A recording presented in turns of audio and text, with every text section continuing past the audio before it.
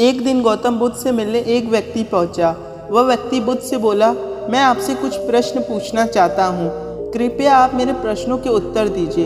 बुद्ध ने देखा वह व्यक्ति बहुत अशांत लग रहा है। उन्होंने कहा कि मैं तुम्हारे सभी प्रश्नों के उत्तर दे दूंगा, लेकिन तुम्हें 1 साल तक मौन धारण करना होगा।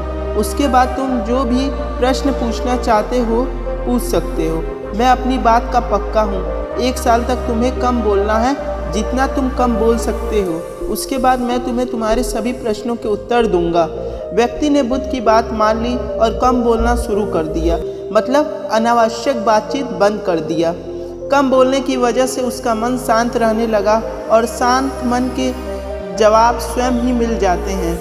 1 साल पूरा हो गया है। वह व्यक्ति भगवान बुद्ध के पास नहीं जाता, लेकिन भगवान बुद्ध स्वयं उसके पास आ जाते हैं और उससे पूछते हैं कि अब तुम मुझसे अपने सभी प्रश्न पूछ सकते हो।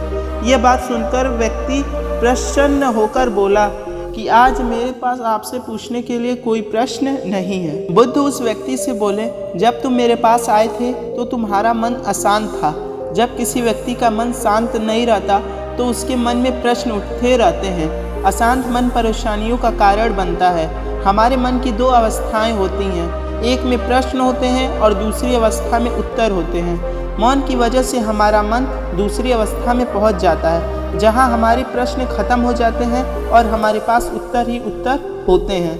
भगवान बुद्ध ने इस कहानी में बताया कि हमारी ज़्यादातर परेशानियां ज़्यादा सोचने की वजह से होती हैं। अगर हम ज़्यादा सोचना कम कर दें और कम से कम बोलें, मतलब फालतू किसी से बात ना बोलें, तो हमारा मन शांत रहने लगता है, जिसकी वजह से हम पूरे तरीके से शांत होने लगते हैं। ना ज़्यादा गुस्सा और ना ज़्यादा किसी से बात के लिए ज़्यादा खुशी।